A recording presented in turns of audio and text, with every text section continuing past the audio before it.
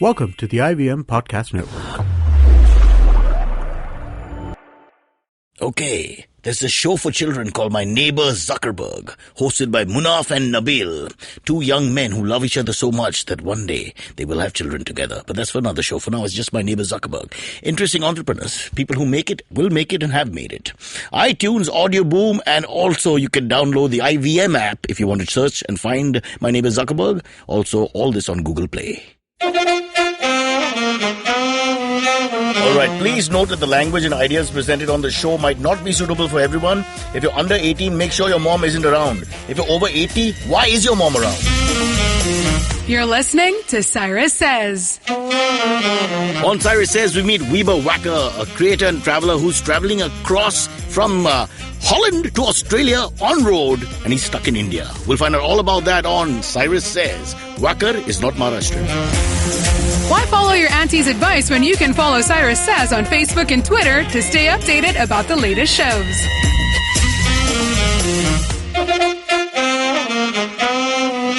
This is Cyrus Says. What I can't understand with motorists in India is that you have to be really close to each other. It's almost like the other motor car is lonely and you want to make them feel secure. So you go and chip out right next to them and you're always 1 foot away.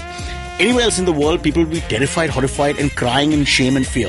But here, we're always so close, even on empty roads, which rarely occur, but it's true. So please, if you're in a vehicle next to mine, stay away. Stay away!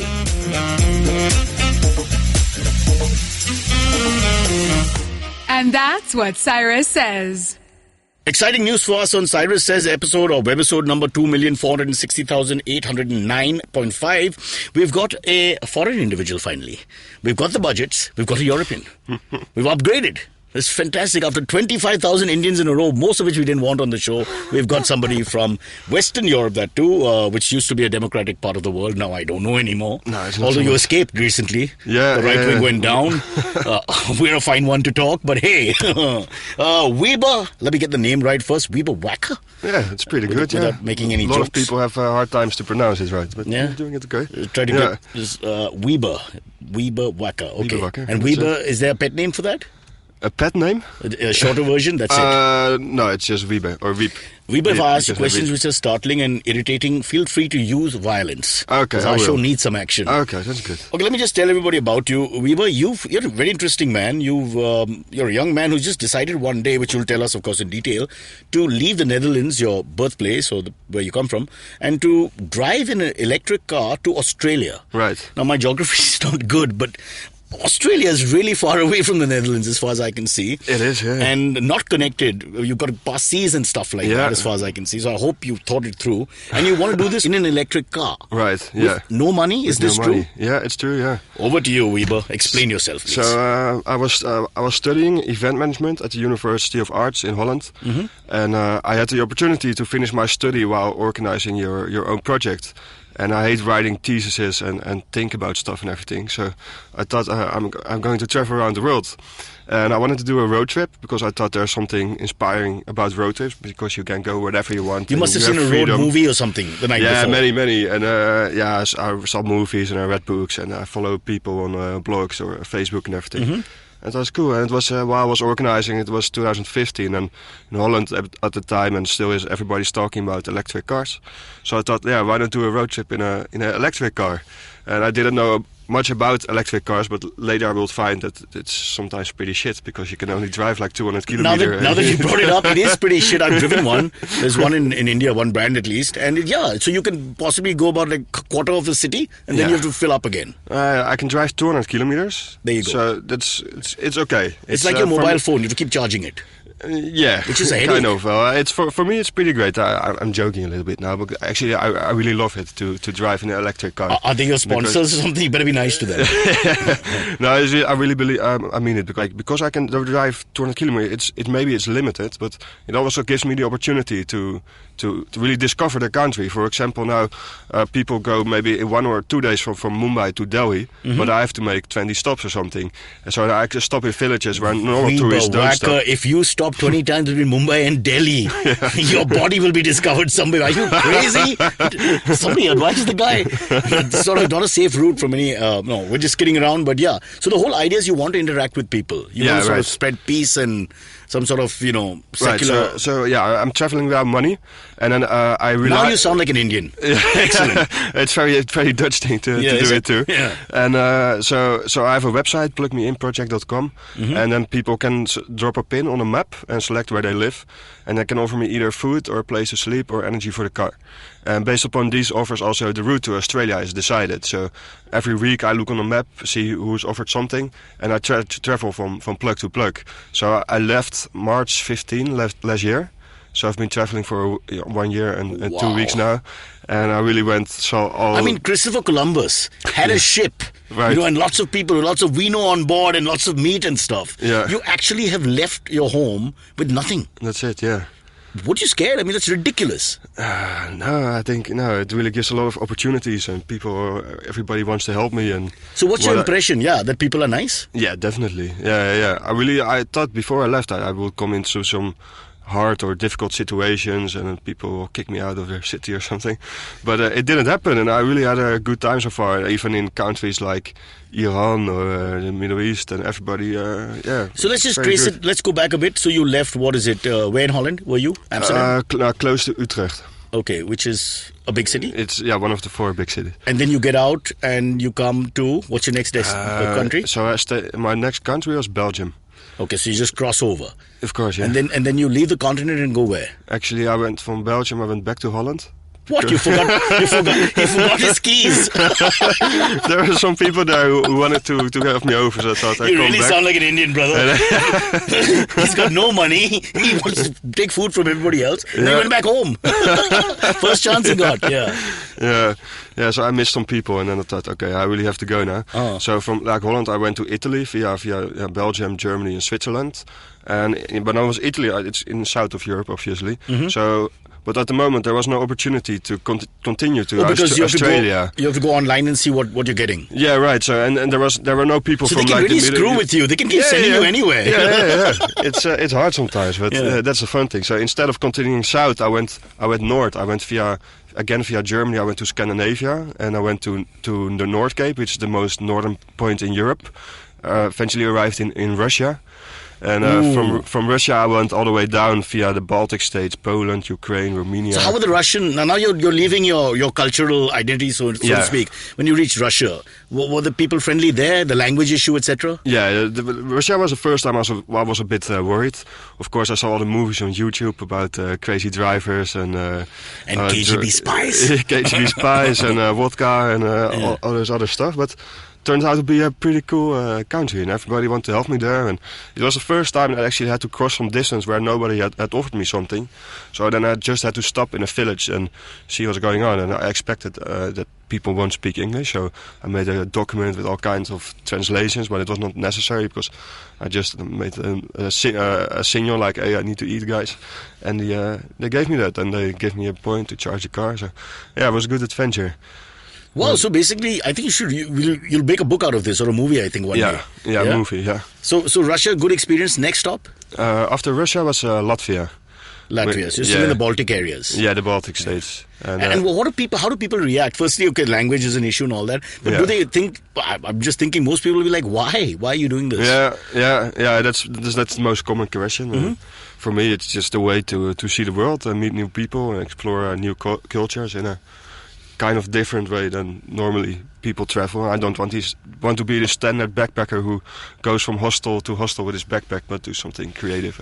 And is there a demographic which is better? Like old people help you more, kids help you more, girls, ladies are more receptive, mother figures, they look at you and say, "Oh, poor lost young man." Do you get that? Do you feel this is the target who is going to, Yeah, from the people who offer me something on a website, it's mostly men between 40 and 60, actually. Oh boy! You be careful, young man. So there have been a lot of Saturday nights that I was at home with some 50-year-old guy, and I was like, "Come on, I want to go out, I want to go do something funny," and then fall asleep in a chair at 9 o'clock or something, and then I'm there like, "What am I doing here?" Yeah. But yeah, normally when I come in villages where nobody has offered me anything, and I need some locals, then yeah, everybody helps me actually. Normally it's the first person who I ask, you say, yeah, sure, I help you. So.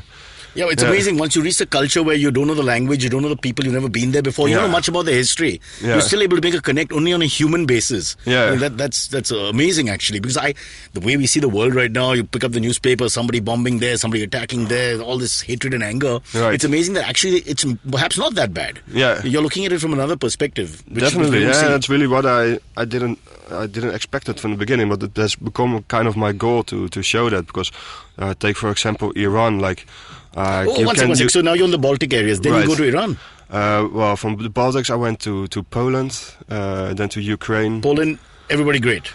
Yeah. Hesitation. Yeah, no, it's a long time ago. I've been traveling for so long that I need to think about it. But I had one guy there who kind of guided me to the whole city, country. So do they want to join you? Do they want to say, hey, Weber, let me come in the car with you? And no, he was not in the car, but he was in Warsaw, which is the capital, and he really wanted me to come there. And it was kind of a detour to come there. So he said, I want you to come here, and I will pay some hotels on the way from Lithuania to Warsaw. Wow. So that's like a sponsor. Yeah, kind of, yeah. And he wanted to show me some sustainable projects where he was working on. So if it was an Indian uncle who calls up and says, I'm going to pay for your hotel stays, I'd be very worried. But I guess Polish is okay for now. Yeah. So you cross Poland, you're Eastern Europe now, and then what's your next stop? Poland was funny because from Poland I had three options. I could go to the Czech Republic, Slovakia, or Ukraine. So I did a poll on my Facebook page. I asked my followers, like, hey guys, where should I go next? And I said, like, tomorrow at 9 o'clock I will check, and then what's the most votes, I will go there. And the first hours was the Czech Republic, and I thought, like, that's probably my next destination. But the next day I looked on the map, and apparently some Ukrainian blog, they saw that post and they shared it on their Facebook page. So then there were like 500 votes for Ukraine against 50 for the Czech Republic or something. So then I had to go to Ukraine. That was the next destination. Yeah. So you brought warm greetings from Putin's Russia to Ukraine, healing that part of the world in one go. It's very hard to heal. There's a big fight there. Yeah. I mean, it's you don't want to get involved in that in any case. I tried to get out of there. But what about the food? I mean, I'm a very fussy eater, and I'm just thinking now you're really changing cultures like every 24 hours. You're asking for food, so you can't really tell them I don't like this. Give me that. Yeah. So how do you manage? Kind of, I eat almost everything. So I think that's a big advantage. Yeah. And spicy food is something hard for me. So, that's around here, but back in Ukraine, is the food bland? It's kind of similar than what I'm used to. Just a lot of meat and soups, and not very big difference. I think the big difference started when I got into Asia. Which is now what you're going to tell us. So you leave Ukraine, and next stop is? After Ukraine, I went to Romania. Okay, the Central Asian Republic areas now. Right, yeah. So you're really, what a life. He's actually going step by step here. Yeah, of course. I mean, you drive with a car, so you cannot skip. But all along you're getting love. All along people are very accepting. In general, yes. I think, no, actually, what about police and authority figures? Yeah, actually, I was, the first time I was stopped was in the Middle East, in the Emirates. So only after a year I was stopped for the first time. Well, I expected that, like in countries like Russia or something, they stop me if they see that I'm a Westerner and charge me some money just because I have blonde hair or something. Right. And but so it was in the Middle East, in the Emirates, that they pulled me over, and it was just a regular check. Where they're used to all kinds of races and nationalities, actually, the UAE at least. Yeah. Right. Yeah. And but it's not so common that so what people go. It's the car that stands out. What? Yeah, it's the license plate, I think. Yeah. It's a big yellow, so they see it's from another country, and over there they're not used to electric cars. Electric cars, but also not people from other countries. Is it? Yeah. It's not so common that people. So what did he stop you? The policeman stopped you. Yeah. And what did he say? He was very nervous. He approached me, and he had his hand on his gun, and he was shaking a little bit. Oh, so he thought you were some sort of danger. That's what I thought. I thought, this is not good. Maybe I'm some kind of list, and I'm being wanted. Not too many Dutch terrorists on that list, as far as we know. Yeah. So he asked me for my documents, and then it was fine. He saw everything was okay, so there was no reason to. But then they helped. They were helpful after that? Yeah, sure.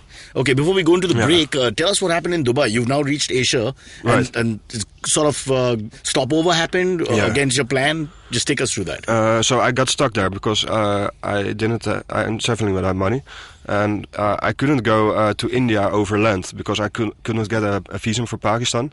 So I had to divert via Dubai, and then I was stuck because I had to ship the car either by air or by sea. So I needed money to continue my way and find some solutions. What happened to your fans on Facebook?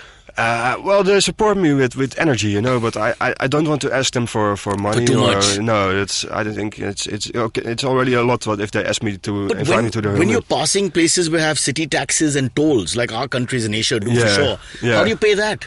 Yeah, so I always normally it's been a problem sometimes because I didn't have any, so then I had to wait until there was another guy and ask for some money. But mostly there are some people who say like, yeah, you're going there, we know there's a tollway, so we give you just a little bit money. So you can so they're guiding you? Yeah, so it happens, and sometimes people say here's like $100 or something. I'll tell you, don't buy ice cream, but. When you go back to your life in Holland and have a corporate job, high-paying job and all that, it's going to be really easy for him. Maybe the old habits will die hard. You'll never reach out for your own money ever again. Right. It's just be natural. It'll be like, hey, Henry, buy some beer. A very commercial mindset. Yeah. I'm telling you, the more I see it, I think you're ready for life in India. Yeah? You don't have to go back. This is your country now. Okay. We'll take a break. We'll come back in a minute. Yeah.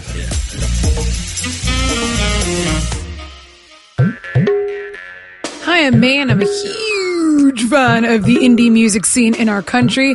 A scene that's relatively underground, even though it sometimes speaks its head overground. But there's no shortage of talent, and I get the privilege of interviewing some of the most awesome musicians on my show. I've had the likes of Euphoria, Krish Kale, Hardcore, Randolph Correa. I've had singer-songwriters, folk singers, electronic music producers, playback singers, rappers, fusion artists, instrumentalists, classical musicians, and so on. Whether mainstream or not, these people have chosen to release their original music, and these are the people currently shaping the direction in which our music scene is heading. Join me on my show every Monday and tune in to discover the unique talent coming out of India today.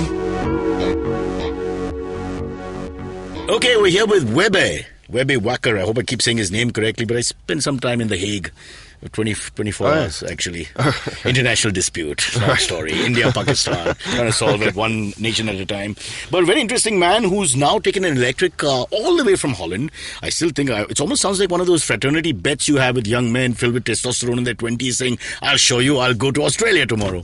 And he just took out a car and took off. But it's an amazing story. With no money, ladies and gentlemen, with no money, which I think is just, I don't know, either you're absolutely mad or you've really got some sort of vision. Which sometimes is the same thing anyway. So let's now get to Dubai, where you have your first hiccup, where you have to now transport a car. Yeah. You have no money, and you transport a car to the Indian subcontinent. Yeah, right. So what have you done? So I was lucky that there was some newspapers who published a post at me stating that I was stuck there. And there was one company who contacted me, a logistic company, and they offered their help, and they wanted to ship my car up to Mumbai. Meaning that I had to take it over from when it arrives here, so I still have a lot of costs because there's customs here and clearance, and it's kind of expensive. So I was lucky to get in touch with the guys of the Global EVRT. They were organized the first Emirates electric vehicle road trip. So they, with about 12 electric cars, we toured through the 7 Emirates for 4 days to promote sustainable mobility and electric cars, which was for me like perfect match because I came from a background of event management and had just a 9-month electric road trip. You're like the grandfather of the whole electrical movement now. So doing a little bit for the Emirates is easy for you. It's like a subset of what you're doing. Yeah, but also by now they've heard of you, right? Because now Facebook posts and all are going out. So people have heard of you in the world of electric cars and environmental conscious people. Yeah, I think definitely in the world of electric cars people know about me because it's a small world and there's been some blogs who already feature me. So I think in that world I think you'll get a brand endorsement sooner or later for sure from electric car thinking this is what the guy did. Here's millions of dollars. You're a lucky man. And we all come thanks to our show. So we'll take a commission. We'll take a commission at some point. Yeah, well, there are some interesting things about electric cars going on in India as well. Like Mahindra. They're making some electric cars at the moment. And I'm in touch with some people over there. So they invited me to come to to Bangalore to visit their factory and I'm telling do you, some test you're drives. never leaving India. You're going to be a big celebrity here. You're going to enjoy yourself, marry a local girl, and since you have no money, you fit in. Don't worry. All the rich people in India have no money. That's how we work. Okay. All right. Back to so you've shipped the car now, and in the meantime, you have to find your way to India. So you flew down. How did you come here? Yeah, which was also sponsored by Etihad. They heard about me and they sponsored me the flight still no ticket. money. Still no money. Excellent. Yeah. So I flew and. What do you tell the customs guys when you land in Mumbai? You have no money. You just Yeah. have your passport, I presume. And what do you tell them? At least I tried to tell them nothing. Actually, I think didn't ask? that's the best strategy. I think to just don't say anything and just continue. And your baggage, when they ask you, you say, "Yeah, my car's coming." Yeah. So right now we're in an impasse when we record this. You're in Mumbai, you're stuck here, and you're waiting for the Right. car to come. Am I right? Yeah, that's right. It was supposed to arrive already yesterday, but the vessel couldn't leave because of bad weather. Yeah. So it's now expected to arrive on the 4th of April, and then it can take another 10 days before it's released from the customs. Welcome to the red tape of Asia. Enjoy yourself. You seem to be a patient man. You've learned patience, that's for Yeah, sure. definitely. Yeah. So the only thing that I'm worried about is that when I get the car, I just have 2 months left on my visa because I have a 3-month I'm sure visa. they'll extend your visa. I think it's non-extendable. So What does that mean? That you cannot But this extend. is extraneous circumstances where you're doing something very different. It's not like a guy coming for a Yeah. business trip or coming for a holiday for 2 weeks. So, Yeah, but who maybe shall- if who someone's shall I listening talk to our show, I hope so. maybe yeah. they can just understand that for diplomatic ties between Holland and India, which have always been Yeah. good, we have never had a problem with Holland, thank God. But there is another problem, and that's maybe more important. It's the upcoming monsoon, which will come from the east. So I might be ahead. What's your route going forward? Yeah, so I'm on my way to. I will go to Bangladesh, and go from there back to India, and then enter Myanmar. And from Myanmar go to Thailand. And then, You're now going into territories where one has to be a little more careful, I guess. yeah. Well, yeah, I'm not very worried about that, but it's the monsoon and rainy season, and it's already electric tough car- with a 4x4, but with this car, It's just not equipped for that kind of it's, terrain. no, definitely not. No. Yeah. Yeah, so it's going to be the toughest part of the trip, I think. But you just stop Yeah. the car and wait for the rains to stop. There's nothing else to do. Yeah, but it's hard because there you need to have, at least in Myanmar and Thailand, you need to have mandatory guide with you. Some In the car? Yeah, in the car. They drive with you and they keep an eye on you and everything, and it's very expensive. It's Why? really expensive. Thailand is filled with Dutch citizens who rob them. No, it's the Chinese actually who effed up a little bit. They came into the country from the north and made a big mess and just a lot of rubbish, and that's why the government said like, "Hey guys, we need to do something about this." Which I think is totally unfair, but that's not. But do you have stickers on the car explaining who you are and all that? Yeah, Is it- definitely. Yeah. Does that help? It's a very recognizable car. Yeah. So clearly it looks like some marketing event at least. If nothing Yeah. else, the person watching can realize that there's something happening here. It's not just Definitely. an ordinary car. Right. Yeah. It's blue. It's But can you fix it yourself when things No, go wrong? Or no, you need a no. mechanic? I need That a to mechanic, an electric car mechanic, which is not something normal mechanics handle either. kind of. Yeah. There's the traditional mechanic part, which Yeah. can be done by any mechanic. Yeah. And then there's some electric systems, and then you need a electric car mechanic. But the chance that there will go something wrong with the electric part, it's almost impossible. Oh, is it? There's just not so much. Except the monsoon. And the red tape. Well, yeah. Oh, 2 questions we haven't asked, big questions. Right. What do you do when you want to pee? I mean, you're driving in the middle of nowhere half the time. You don't really know where you're going. Yeah. So, and you want to pee. I'm sure you want to pee at some, you just, and different cultures, in some parts of the world, nobody cares. You can pee. In some parts, they're watching you. Yeah. So what do you do? Yeah, I just think that I'm in a country where nobody cares. Yes! Right answer! You win 2 electric cars and 4 young girls who will accompany you to Thailand and back. Excellent. What about baths and things like that? Do you get a shower? Do you get it? Does anybody say, come to my house, have a shower? Because Right, this is the hot part of the world. We sweat a lot. You'll need to Right. take a shower at some point. Yeah. So what do you do? Yeah, so the last months actually has been very easy because a lot of people heard about me. So a lot of people offered me a place to stay. So actually every day I could travel from one to another. So didn't come into situations that I needed to sleep in a car or in a tent or something like that. But so, overnight you don't drive. Overnight you try and get a place to stay. Yeah. Normally because it takes 12 hours to charge a car. So normally I charge overnight, and then in the morning I continue to drive 200 kilometers, which is like 3 or 4 hours, or 6 or 7 hours in India probably. With the traffic here. You're saying all the right things. You'll get lots of sponsorship. Sorry for that. Yeah, No worries. So then you go. Let's go back to Thailand. That's your route. You're getting closer to Australia now, by the way. Yeah. So what's next fresh. after Thailand?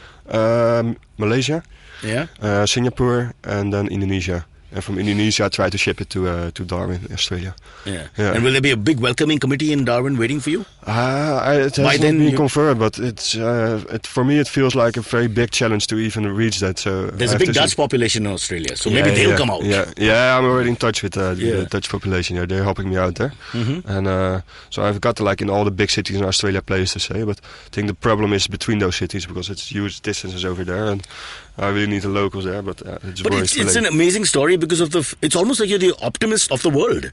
Because we live in these very cynical times and with all these nationalities clashing and religions and what have you. You've just said, okay, world is a kind place. Let me find out. And you've almost had I would say 90% good experiences throughout the whole thing. And I think that's it's interesting because you won't believe how many people warn me, like, don't go to Iran, you'll get kidnapped. How was Iran? Amazing. It's definitely, for now, it's my most favorite country. What are you saying? And the way I was received there by the people there was so special. People are so kind and warm and welcoming, and the nature is very beautiful. And I think with my blogs and my videos, I really showed that the country is very different than what you see on the media. And the people were very everything. generous? Yeah, definitely, yeah. Of course, I rely on people who offer me energy on social media. People there are blocked. Like, social media is behind filters. So I thought there's no way that I'm getting to those countries. But the underground social media. Yeah, so Instagram is the only channel which is allowed. Is that so? And I met some guys who have a blog about cars. So they interviewed me, and they posted just one image about me on their Instagram, and that went spread out over the whole country. So like in 24 hours, I always received 100 offers from people offering me a place to stay. So still until now, Iran is the country where most offers have came from. And even though like social media is blocked there, so it says something about the mentality That's amazing. of the people. Social media is blocked there, and you get the most offers. Yeah. So does that say something about social media not having the reach we think, or is it just they have an underground movement which is huge? Yeah, I think it says something about like how happy people were that I was there, and that how also about the nature of the people over there. And I hope the same thing will happen in India. I can see a place for you in the United Nations one day, young man. I don't know. You're uniting peoples and tribes and races one day at a time. Yeah. Right. But that's amazing. That's a lovely story. I think we have a very bad stereotype about Iran and think that part of the world is not a great place or something like that. But people are warm, generous. The food was good. They came out. They wanted to help you, and they're very interested in cars. Yeah, definitely. Yeah, there were also some universities who were already working on electric cars for a country that like the whole economy is based on oil. I thought it was something very, very special. Yeah, and. It was a good experience. I really hope the same thing will happen in India also. So India, come on, it's competition now. We have got to fight Iran and give him 101 offers. You see, the thing about India is they will come to help you, but they'll also tell you have to marry their daughter. So these kind of things, you're going to have to compromise. India's all about compromise. We'll always smile. We're always smiling. Even if we shoot you, we'll smile. We're nice people. But I think it's excellent what you're doing. Jokes apart, it's just amazing that somebody in our times, living in our times, would do something like this.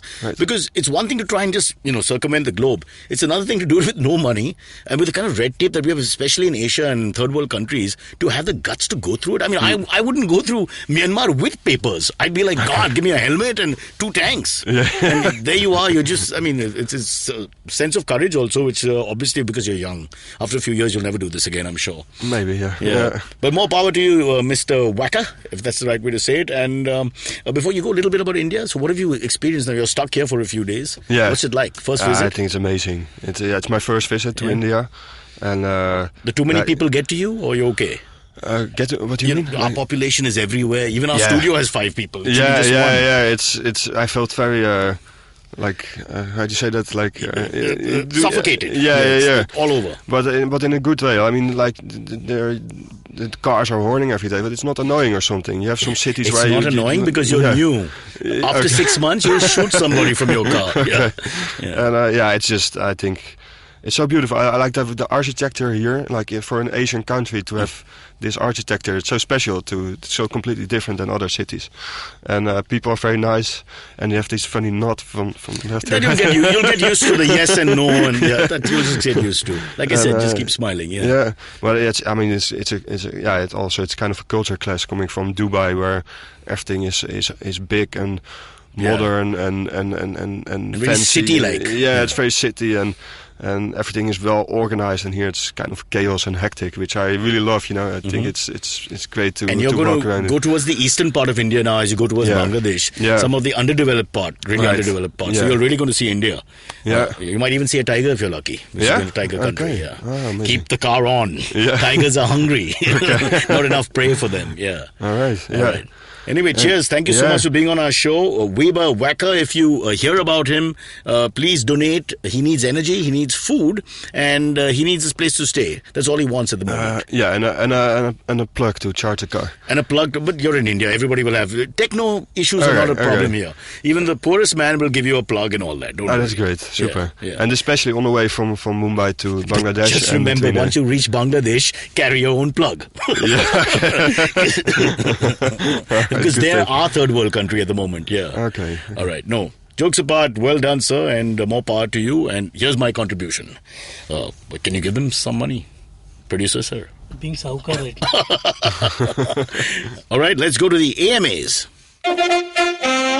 If you have any questions for Cyrus, write to us on Facebook, Twitter, or Instagram. Or you can send an email to whatcyrussays@gmail.com. All right, we're on the AMAs now. We've got Amit and May, captive audience. What have we got question-wise? Mr. Doshi. Let's see. What question do we have here? To which party did you cast your vote in the last election? This is asked by Mahim. I always vote for the candidate. I don't vote for the party. Okay. Because I'm not interested in parties. I'm too old for that kind of thing. So my good friend is Milind Devra. So I live in South Mumbai. So even if he's losing, I give him my vote before and after. Milind, we love you. Okay. But of course, for a price, I'm willing to betray Milind. So GJP, my favorite Shiv Sena, especially Mr. Gaikwad is standing, I will give him my vote because I love a man with a slipper. For me, a man with a slipper or a sandal is everything. Yeah, that's true, man. He clearly And does only it. the Indians can do that. We can take footwear and make it handwear. Have you noticed that? We do it regularly. Yeah, because his hand is up with the slipper. There'll be a statue one day of him somewhere outside Pune with the hand raised. Because you got to have that, it's that Paul Revere with the sword. Look at the greats of all time. Shimon Bolivar, Shivaji, all of them have to be in warrior attire. So he'll have to have that, chappal up. Chappal. Yeah, remember we like to. I mean, like we love putting our chappals in our hands, right? Either throw at people, either slap somebody with a chappal. It's one of the most beautiful sentiments of being an Indian. When someone's angry with you and they pull out their chappal and throw it at you. Exactly. For me, it's that's just. Yeah, no, I usually start singing isn't that the sign that you've arrived? I think you're a somebody Hey, now. but can I just exactly. say, like, I Have love... you been hit by a slipper? No, I've or never a sandal? been. Then how You can you haven't talk? arrived. No, You can't I'm talk. telling you, but no, I'm just like, the rubber chappal, like, between all of us, like, three of us here, Right. I'm the one with the chappal right now. So I wear chappals I'm all the the time, one- but I come straight from the gym in the morning to come here and I can't I got change things. chappals. None of you have chappals. I have one. I would wear chappals in the gym, they don't let us.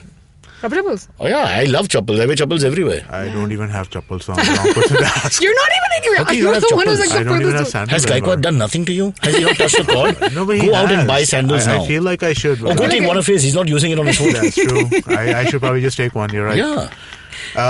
Okay, so there's a follow-up question. Would you by any chance be ready to be a face on the hoardings in Mumbai as a supporter? Of who? Milind. Of course. There you go. He says no. Oh, really? Yeah. Milind says no. Milind says I'm losing anyway. We don't No need need to you. go this step. Don't play the blame game. Yeah. All right. Let me ask you about this. What We should get him on the podcast, by the way. We should. We should. He's come on. Because Like, what's happening to the Congress? Someone has to speak up. You need an opposition. Yeah, There's no true. opposition. It is. Yeah. But no, you that's should. it. He's very, very articulate. He's very erudite and he speaks met very him good Hindi and before. Marathi also. Yes, so he he can talk. does. He's not just an English phenomenon who will be on our right. podcast. He's much more than that. No, he'd be an interesting guy. Sorry, Like, Amit, yeah. Okay.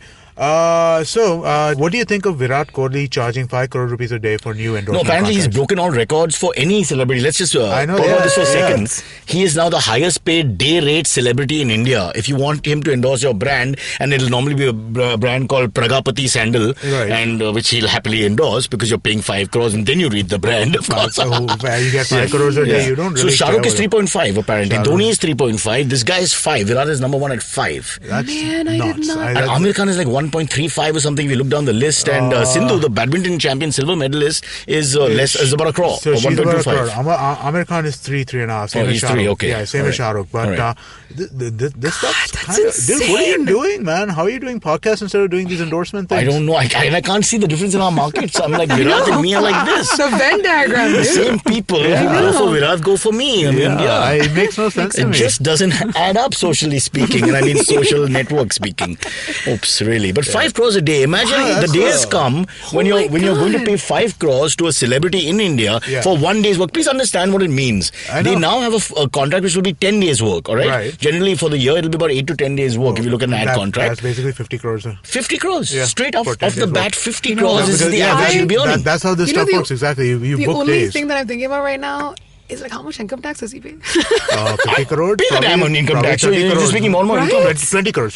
Because I'm right now in income tax mode, so that's all. But after GST, it's going to get a little less confusing, hopefully. And they'll take away our service No, tax. but why? The service tax service is tax and GST is GST. It's I mean, one integrated tax, So the no? only people who Yeah. get advantage out of it are going to be our film producers because they will get set off on entertainment tax, which right now they're Amit not. Doshi, start working on it, man. GST has to come into play for us in a good way. I think GST is great because it does simplify compliance. I don't have to do VAT and service tax and all these different things. But having said that, I mean, it's not going to have that much of a practical difference on our day-to-day lives. I mean, we're still going to have to charge those service taxes, and it's our service tax will charge GST. May doesn't pay tax, so I think we should just leave this topic. Hey, no, I'm You do, super but interested in in Jeddah or GST. something. No. In some away country. And okay, let me ask you one last question from Nirbhai. Babas and yogis are becoming industrialists and politicians. Do you take this to be a positive or a negative trend?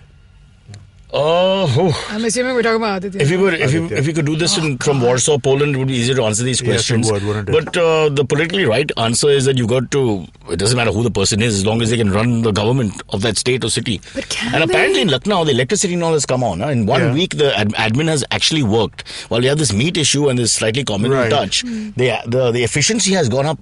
And this is I've got from Muslim families that I know there. Exactly. So that's very interesting. So I think let's keep the jury out for a little while. For a little bit. But otherwise, I would like to make jokes. So I mean, jokes make a lot of sense in this context, right? I mean, I also feel we need somewhat governance. similar. Exactly. And when we you need governance, the face is not important. The governance is important, really. Yeah, but at the same Let's hope time, that the communal see, if fabric this- of the country, as a Femina Miss India contestant would say, doesn't get threatened. But otherwise... Yeah, that's my only thing. This guy... It's shocking the kind of things that he says. It's He has said. has Now said. the reformist comes to pass. well, So we yeah. hope. who knows, right? So I mean, we hope. See, when the you softening, the hardening, ideologically the do stuff. not agree with anything that he's saying, I understand The that only there thing- might be a difference the only between thing is that practically. you will he have a might- chief minister wearing the same outfit for 5 years, which is a world record.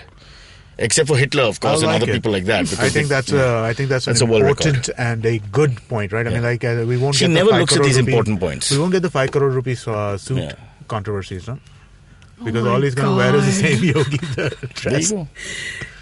This is just Okay, I think we have ridiculous. run out of time again. I've got the signal from Naveen. When Naveen, our producer, removes his pants and flip-flops around like a dancer in an Odyssey recital, that's the point when It's we hot. must... It's hot. It's hard, is already it? Oh, hot. It's harder. But when he does that, I think he's trying to tell us to stop. To stop? Otherwise, All he right. won't. Okay, I guess we should I stop. feel bad then. for Shravan out of all this. Do you think? Yeah. Why? Because, I don't know. I He gets feel... non-stop entertainment. He's sitting here. He's seeing these guys bust on each other. All sound engineers in India suffer from the same thing. They're in a Which is? coma.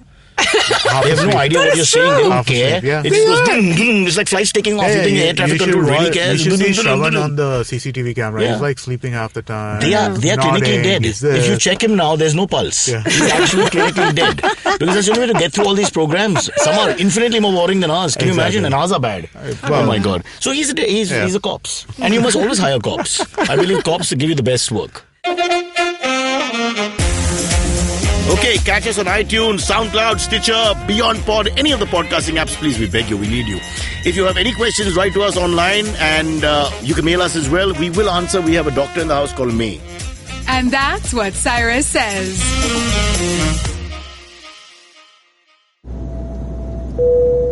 Good evening, ladies and gentlemen. This is your captain speaking. Sorry to say, but there's been a slight delay due to the apocalypse having suddenly begun.